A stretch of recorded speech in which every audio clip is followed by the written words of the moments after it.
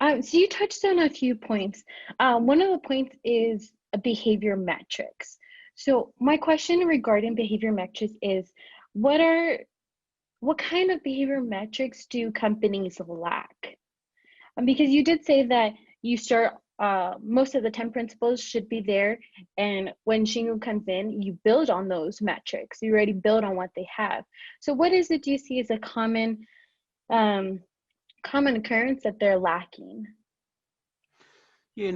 Sometimes organizations say we care about people. People are our greatest asset in the organization. But when you ask about the coaching, do we have coaching culture in the organization? And show me, they lack it. Do we have, a skill development matrix for the people where they are, where they wanted to know? They lack. So they don't have a strong matrix to show that they are supporting people development.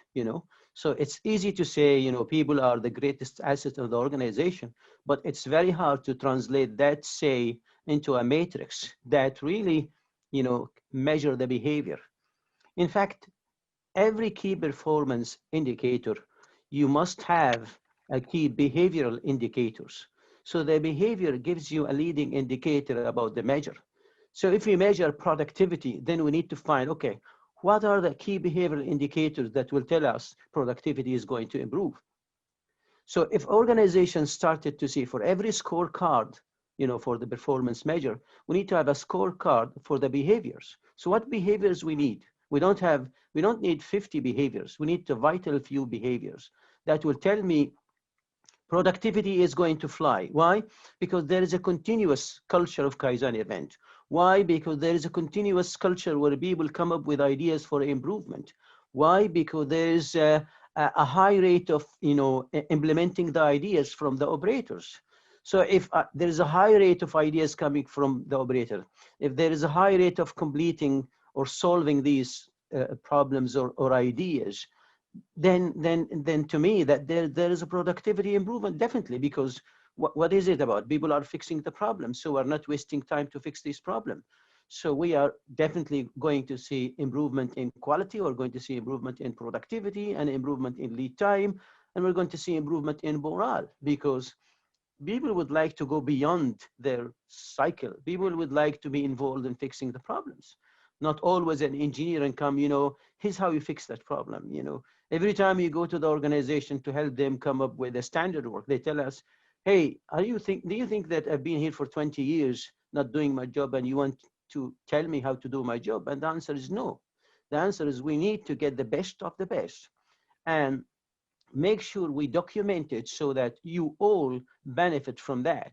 And then we all have a standard to make it as a benchmark for a future development. So as I said, we should have a scorecard for behavioral indicators for every department. So if I talk about quality department, then what are my performance indicator? And then what is the corresponding behavioral indicators? If those behaviors are good, green, then I will close my eyes and say, our performance indicators are green. Okay, so when you approach these companies, or even it sounds like the managers or the people in general, and they have behavioral metrics that they want to meet, what are some concerns from the company of meeting those needs? One of them you mentioned was um, they think their job is being taken away, or they're not doing it well enough. But what other concerns may those companies have? It's really back to, you get what you measure, and you deserve what you tolerate. Sometimes we get too busy tracking the green versus red without understanding what what exactly will help us to become green versus, you can become green, but you need to know what will make you green. And sometimes we just push on people to move from red to green. But you cannot sustain that push environment without understanding what's the real root cause. So if organization have a problem in a certain area and they do a simple root cause analysis, and they know that, there is certain issue with people. People are not engaged. Okay, so how we get people engaged into this? Sometimes organization will tell you, we don't have time to allow people to leave the shop floor and go and participate in a Kaizen event. So for example, when we try to do lean transformation in any organization, I believe in focus team. So let's say we need to improve productivity in a certain production line by 50%. And then we said, okay, we need a focus team to work on this. So they said, fine, we can give you an engineer. What else? We can give you a supervisor. I said, you need to give me an operators. And they say, well, operators are on the line. We cannot give you operators. I said, if you can't give me operators, then I can't work, because operators need to be part of this team. So operators work on the line every day, and they need to be part of that team that will make significant improvement.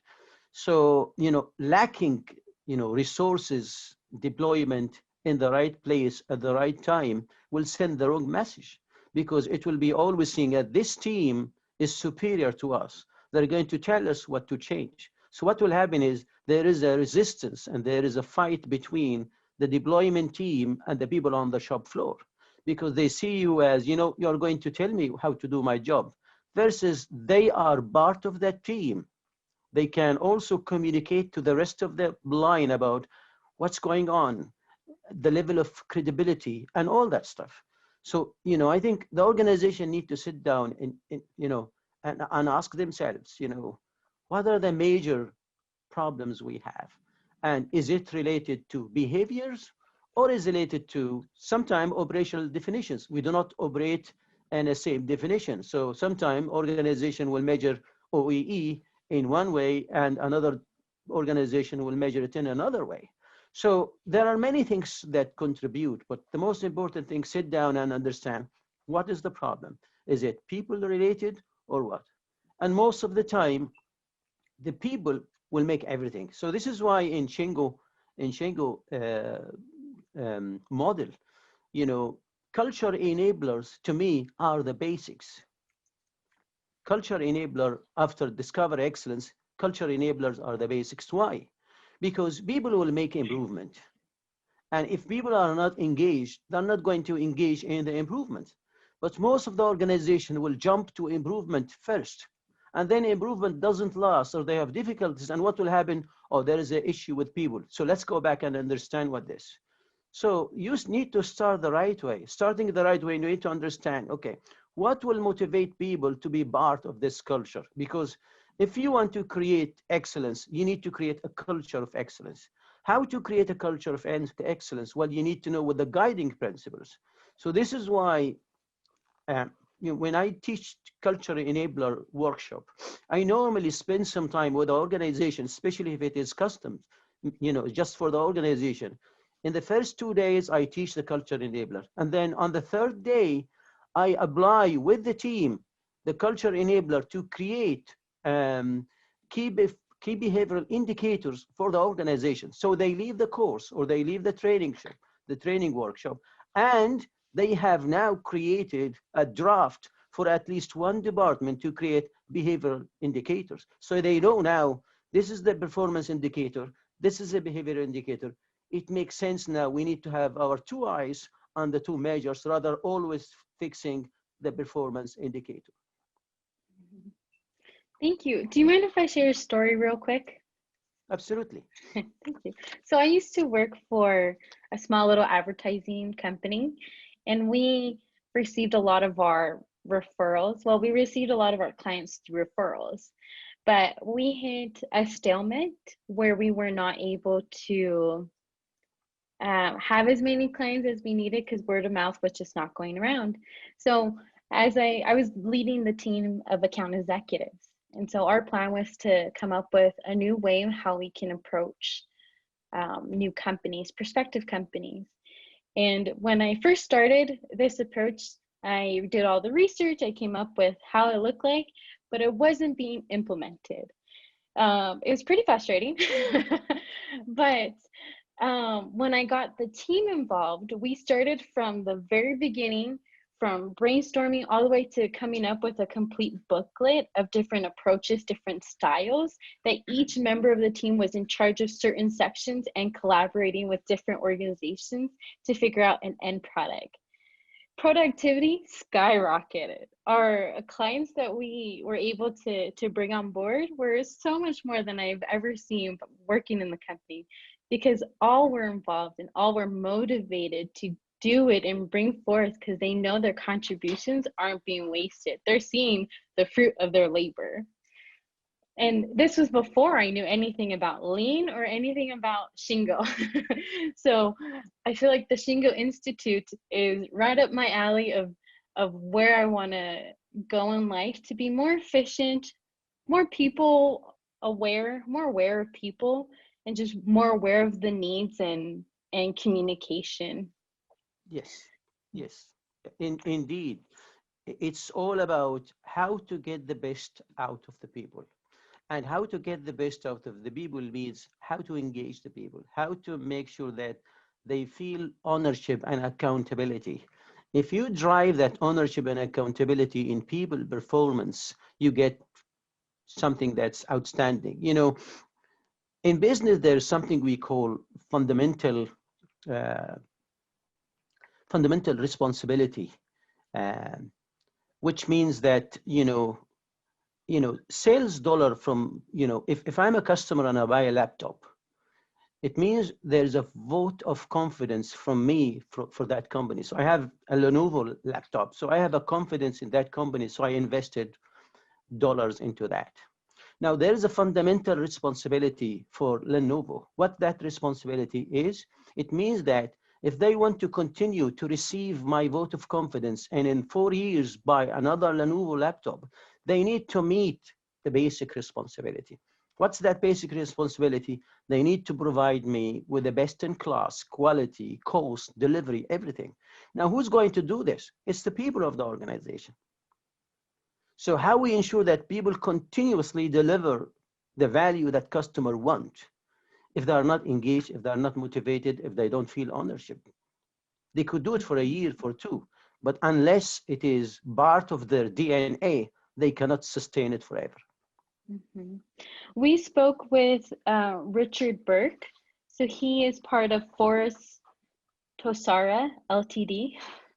They're a subdual cream manufacturer facility in Ireland. And What's the when we, name of the company? Again, what's it's the name called of the company? Forest Tosara. Okay. Does it sound familiar? They were No, I the did. yeah, they were the bronze recipients in 2018. Okay. Okay. Well, when we spoke to them, one of their behavioral metrics that they implemented was um, accountability in the workforce. But how they did it is they had one-on-ones with everyone on the teams, all the different levels, and they came up with ways on how they can do continuous improvement by having a chart displayed in each of the different workrooms and different areas of where workers congregate. And there was a constant reminder of what they're committed to, because in these one-on-ones, they explained what the process is, and they also asked what feedback they could do. And on this chart, each employee would sign it as a commitment to what they are hoping to achieve. Have you seen any other companies do something similar to that with their Okay. employees? Okay. So, I'm not going to mention the name, but for some privacy reason, but I did work with a company here in Ireland. I think I work a lot internationally, but I also from time to time do some work in Ireland. And there is one factory where we had a big issue from employee engagement. They were not engaged. They were really in a big difference between management and themselves. And when we started to improve, and there is a major productivity improvement required for the line, they were the worst across the other sites. And when we started working with them, and we started to gather some data, and people will tell you, hey, people gather data. Always they come and they gather data, and they never come back to us. We don't know. We just waste our time filling those sheets. And you know what? We never hear about them. I said, no, you will hear. Mm. So we started to create communication board where they stand to do the handover meeting. So there is a shift handover meeting. At that time, at that place, we created a communication board. And that communication board, on a weekly basis, we tell them, okay, here's the data we gather from you, and here's the message we get from the data, and here's the action we are taking. Another thing also, people, if you want to get people engaged, you need to solve their problems. So they have problems. And what I did with the team, we created a whiteboard for every certain zone. And we said, okay, if you have a problem, we need you to write that problem on the board.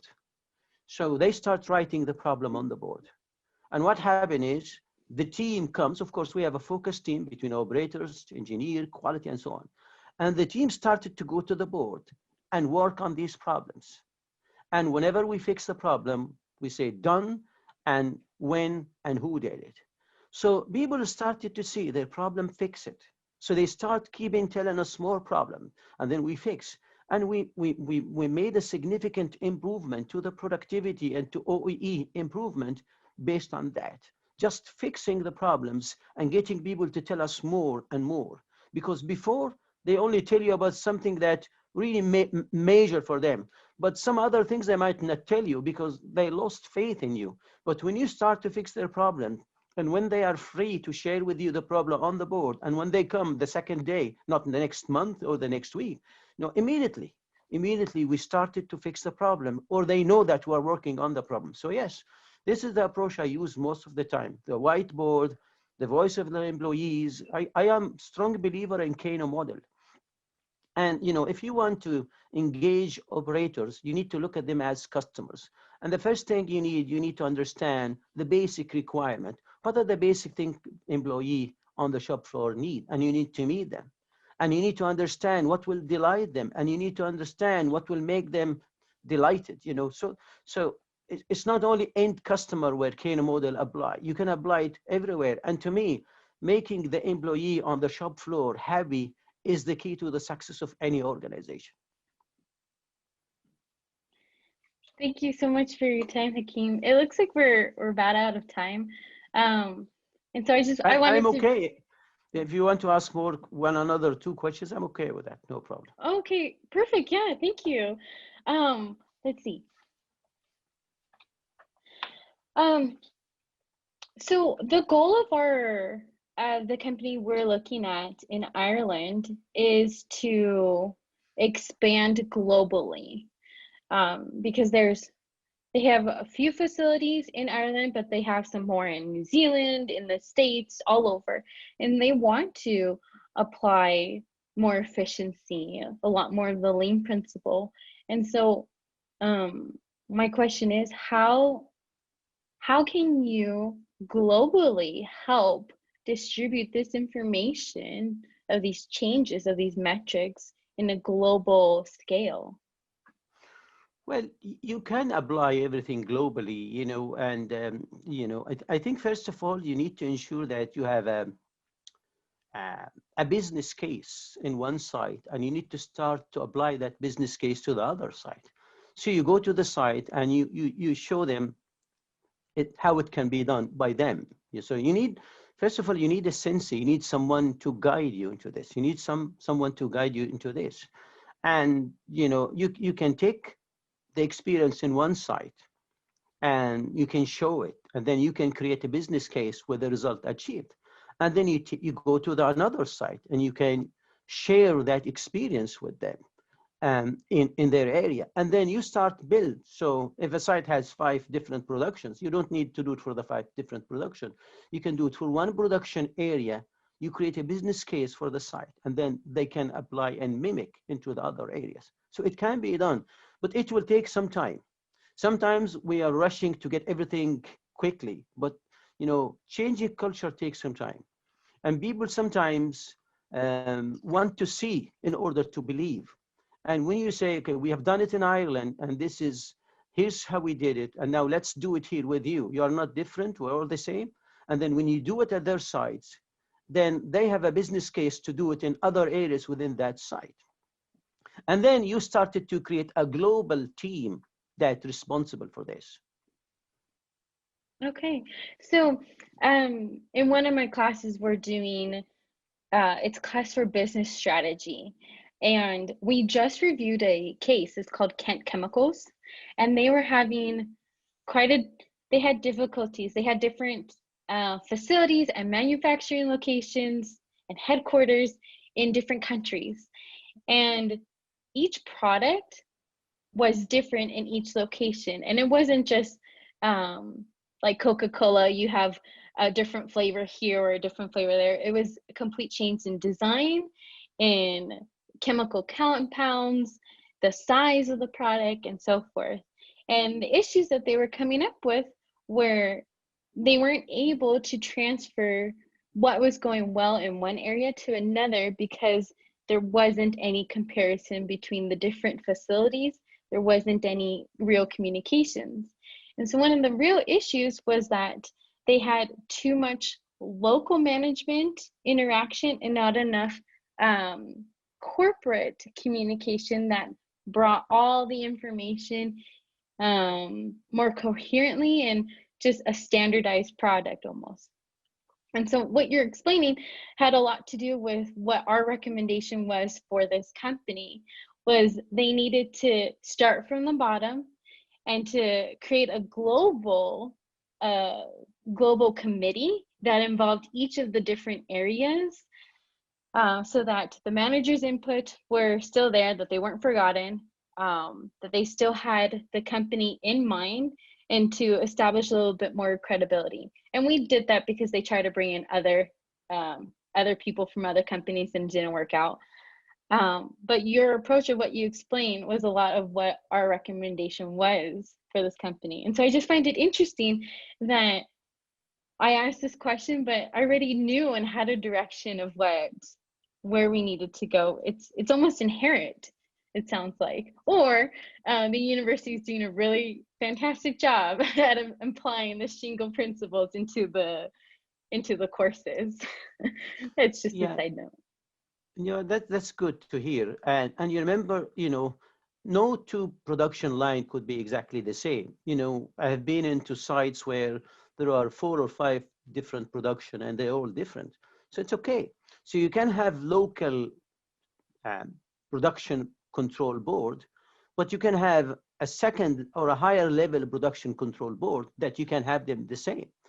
So you can look at tier 1, tier 2 of the production control board or scorecard. So you can have a scorecard by site that are similar for all the sites, but then you can have a scorecard for that production facility or that production line. So you can have different tiers of matrix or production control board. Absolutely. It's not unique. It's common. Most of the production line are different, and then the requirement is different. But at the end of the day, they all need to have productivity measure, quality measure, safety measure, delivery measures, and so on. So for me, we created, I remember when I was full-time employee in multiple organizations, the first thing is I do the standardization across the site. What is the standard production control board that will be across all of them? And then the rest, it's up to you to decide what to do. But there should be a standard board that we all need to look at it. And then you can have your own. It's like in any Hoshan strategy, you have a high level measures and you can department level measures. I'm not interested too much in your department level measure. You need to decide them, but I'm interested in how your department level measure will impact the high level measure for the site or the organization. No, absolutely. You brought up great points. There does have to be some sort of control, but then also autonomy within different organizations, because a lot of the times Exactly. they know the customers better than we do. They know the market. Exactly. And sometimes standardization is good because, there is the creativity element sometimes can be dangerous, because if you don't have a standard and control that standard by a global function, what will happen? Every site started to change this. But you say, no, creativity is good, but let's keep it for 6 months at least. And then we take that idea, and then after 6 months, we can change. We don't want every site to practice their creativity, and then we end up, the standard became double standards. We say, no. Every 6 months, we're going to review. Maybe every year, we're going to review that. But at least for now, no change. This is locked. This is non-negotiable. That standard will last for 6 months or 1 year. And then after that, we can sit down and see what did we learn. And remember, standards are standards because we need to improve them. It's not mean that they're constant. They're not constant. You know, standards are there for improvement. Mhm. Well, that's an excellent point, and approach to understanding the standards. My understanding was always this is what we need to achieve, but no, it's a marker point until you're able to move on to another marker and have that continuous improvement. What challenges have you seen with companies in wanting to implement continuous improvement? You know, saying we need continuous improvement is one thing, but commitment to continuous improvement is another thing. So really matching the commitment uh, with the desire is very difficult. You know, um, getting continuous improvement culture takes time and effort. And the organization need to understand what it takes for that and ask themselves, are we ready or not? And then if they say we are ready, then they need to know, okay, this is what it means to drive culture of continuous improvement, you know, and then, and this is, in fact, when we engage with the organization, we spend, you know, the first day explaining to senior leadership, okay, this is what it means to establish lean transformation at your site. This is what we expect from you. And this is what you expect from us. You know, and if you are happy, we can continue. If you're not happy, then we cannot continue, because we don't want to, after 2-3 weeks or 2-3 months, we end up in a situation where, you know, we are in a different direction. So commitment is big, and commitment means, you know, resources. If we say we need a focused team to this transformation, it means their focus. We don't want someone in the team today and tomorrow he is not or she is not on the team. Why? Because someone is there, you know, then doesn't send a good message to the organization, you know. So really translate what we say to a strong commitment plan is the most difficult thing, you know, for the organizations. No, absolutely. Um, and I can see that with the different groups that I've worked with. If it's one thing to volunteer and to take on those responsibilities, but it's another if there's no performance. And if there's a continuum of agreements upon the activity, but there's no progress, there's no movement, there's no change, then well, you're stuck in the same boat. You don't move anywhere. So I could see, and I could, Yeah, oh, go ahead. yes, go ahead. You see, uh, if you keep doing the same thing, you keep getting the same result. This is why Einstein defines stupidity as Einstein. doing the same thing and getting the same results. Yeah. If you want a different result, then you need to change the way you do things. So it's different. So you need to prepare yourself and your organization that we are going in a different route.